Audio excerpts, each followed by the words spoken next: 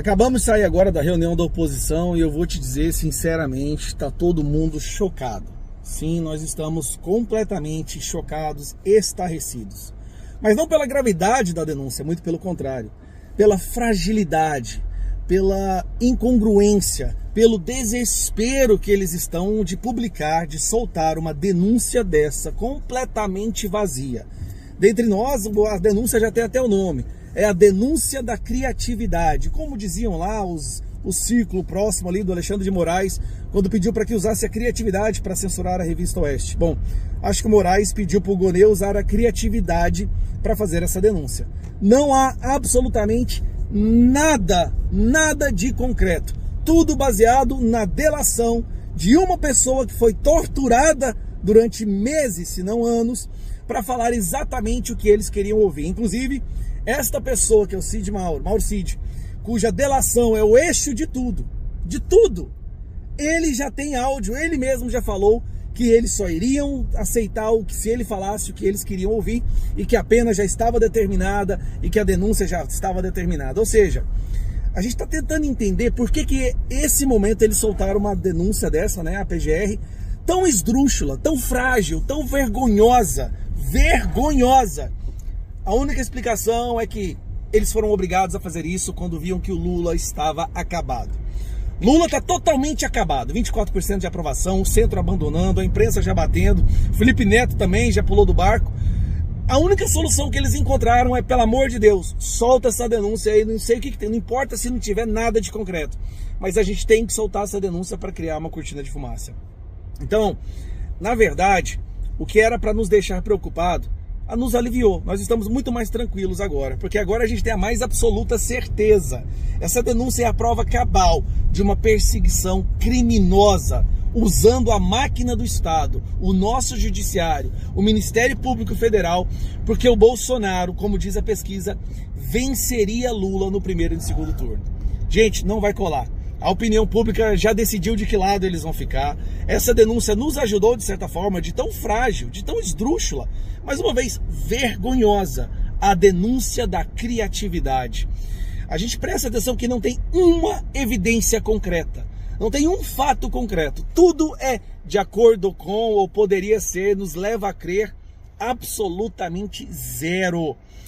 Para uma denúncia dessa prosperar, seria realmente confirmar aos olhos do mundo de que o Brasil não é mais uma democracia.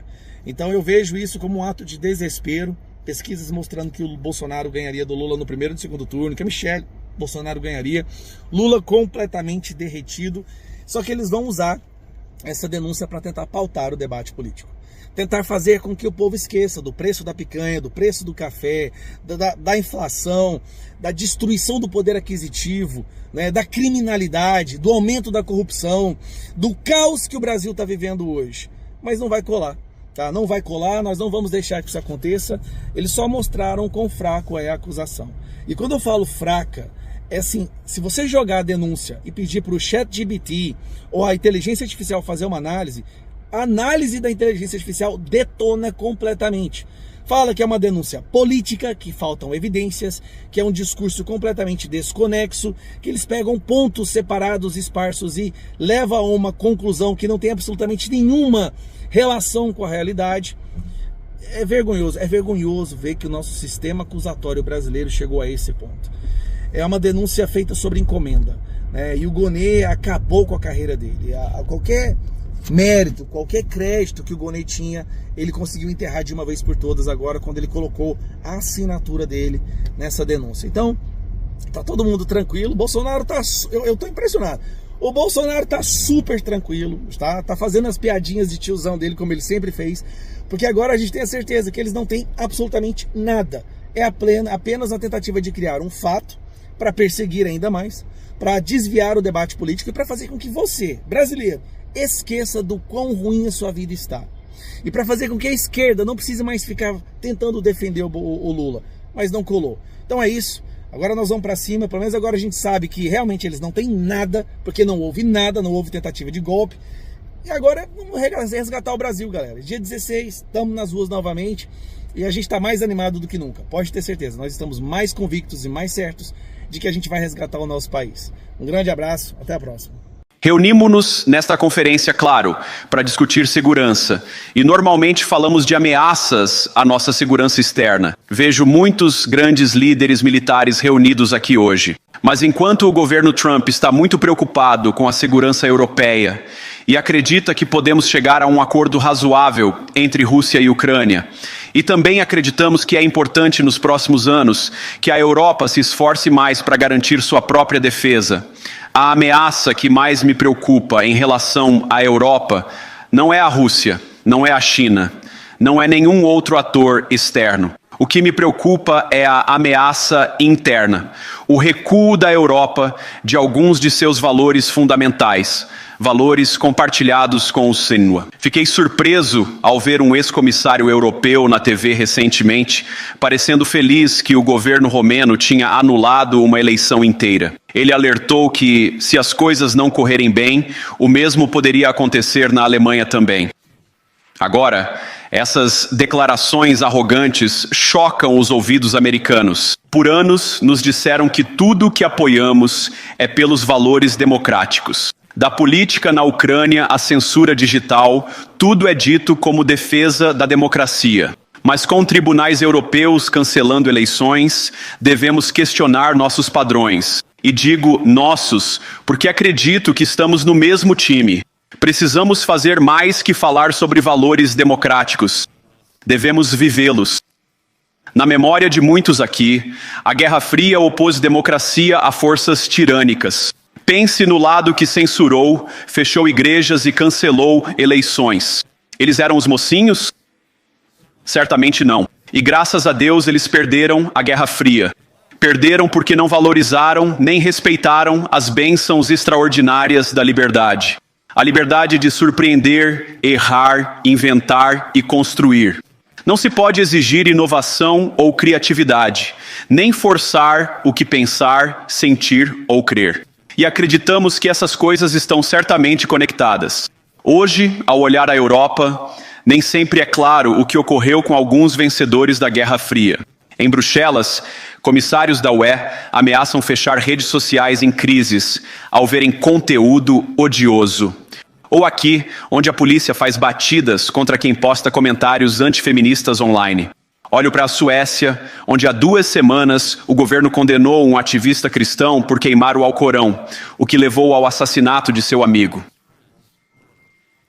E como o juiz do caso observou de forma assustadora, as leis suecas que supostamente protegem a liberdade de expressão não concedem de fato, e cito, carta branca para fazer ou dizer qualquer coisa sem risco de ofender o grupo que mantém essa crença. E o mais preocupante é que olho para nossos amigos do Reino Unido, onde o retrocesso dos direitos de consciência ameaça as liberdades básicas dos britânicos religiosos. Há pouco mais de 2 anos, o governo britânico acusou Adam Smith Connor, um fisioterapeuta de 51 anos e veterano do exército, do crime hediondo de ficar a 50 metros de uma clínica de aborto e orar silenciosamente por 3 minutos. Sem obstruir ninguém, sem interagir com ninguém, apenas orando silenciosamente sozinho. Após a polícia britânica avistá-lo e exigir saber pelo que orava, Adam respondeu que era pelo filho abortado anos antes com sua ex-namorada. Os policiais não se comoveram. Adam foi considerado culpado de violar a nova lei de zonas de exclusão, que criminaliza a oração silenciosa e ações que possam influenciar decisões a 200 metros de clínicas de aborto. Ele foi condenado a pagar 1.000 libras em custas judiciais para a acusação. Gostaria de dizer que foi um caso isolado, um exemplo maluco de lei mal escrita sendo aplicada contra uma única pessoa, mas não. Em outubro passado, há poucos meses, o governo escocês começou a enviar cartas a cidadãos cujas casas ficavam dentro das chamadas zonas de acesso seguro, alertando que até oração privada em casa poderia infringir a lei. O governo pediu que denunciassem suspeitos de crimes de pensamento. Na Grã-Bretanha e Europa, a liberdade de expressão recua. No interesse da comédia, meus amigos, mas também no interesse da verdade, admito que às vezes as vozes mais altas pela censura não vêm da Europa, mas do meu próprio país, onde o governo anterior ameaçou e intimidou empresas de mídia social para censurar a chamada desinformação. Desinformação, como por exemplo a ideia de que o coronavírus vazou de um laboratório na China, nosso governo incentivou empresas privadas a calar quem ousou pronunciar o que se revelou uma verdade óbvia. Então, venho hoje não só com uma observação, mas com uma proposta. E assim como o governo Biden parecia desesperado para silenciar opiniões, o governo Trump fará o oposto, e espero que possamos colaborar nisso. Em Washington, há um novo xerife na cidade, e sob a liderança de Donald Trump, podemos discordar das suas visões, mas lutaremos pelo seu direito de expressá-las em público, concordando ou não.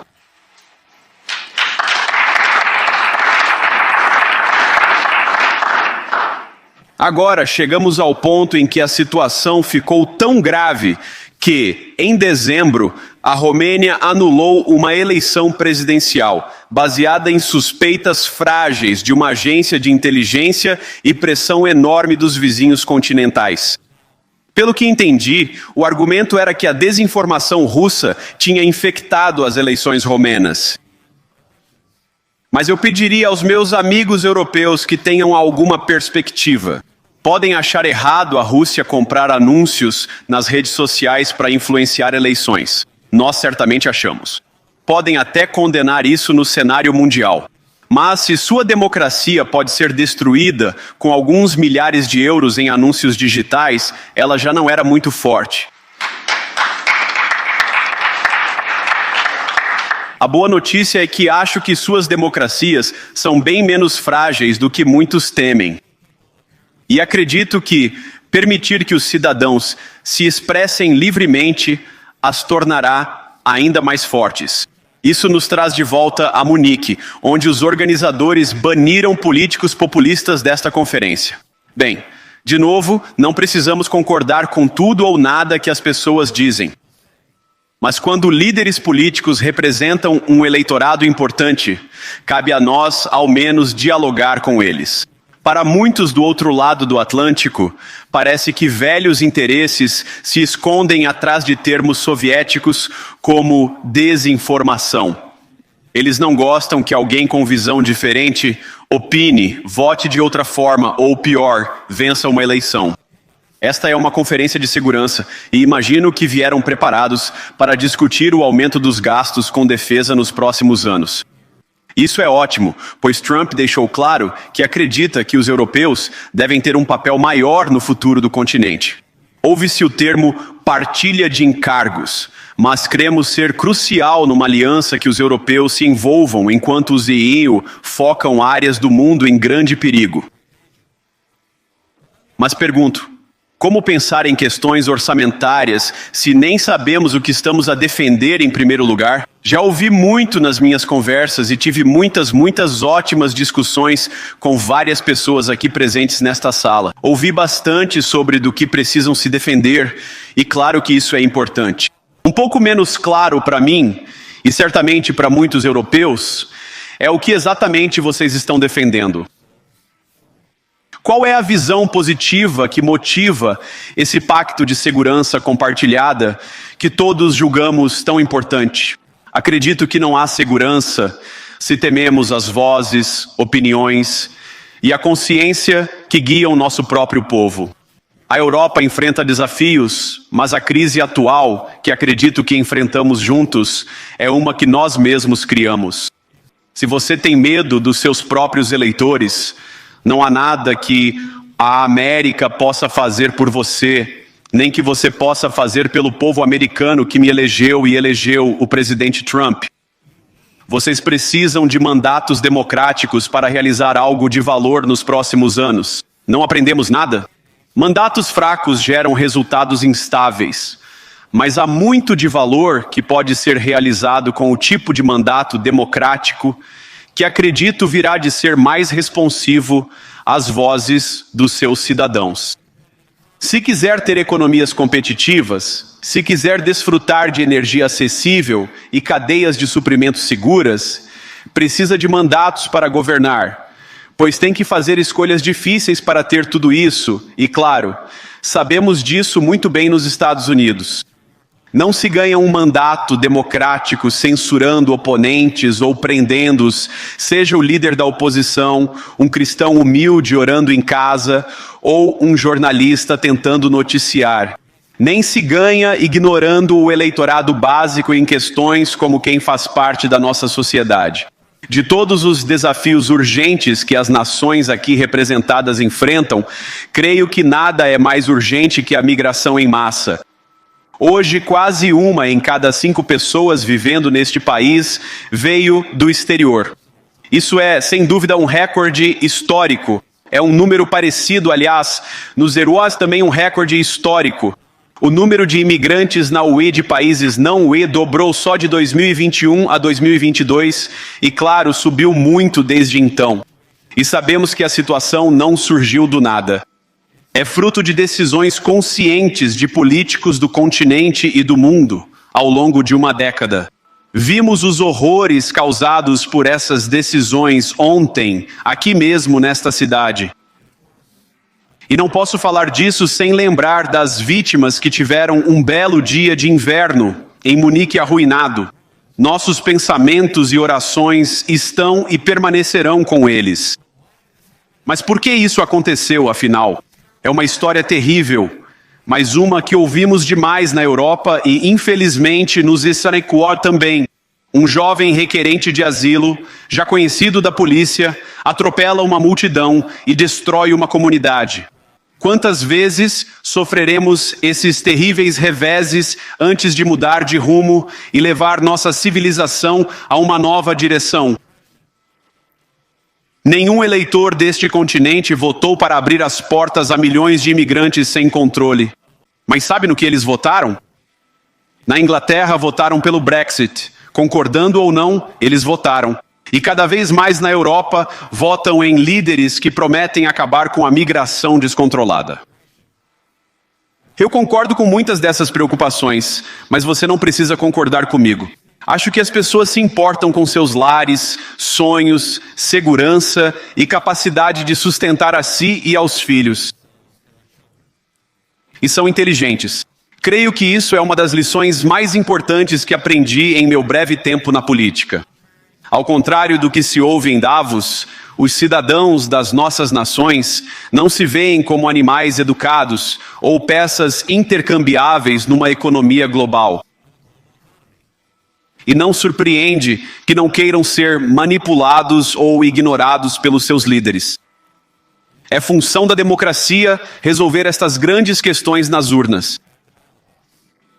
Acredito que ignorar as pessoas, suas preocupações, ou pior, calar a mídia, impedir eleições ou excluir do processo político não protege nada.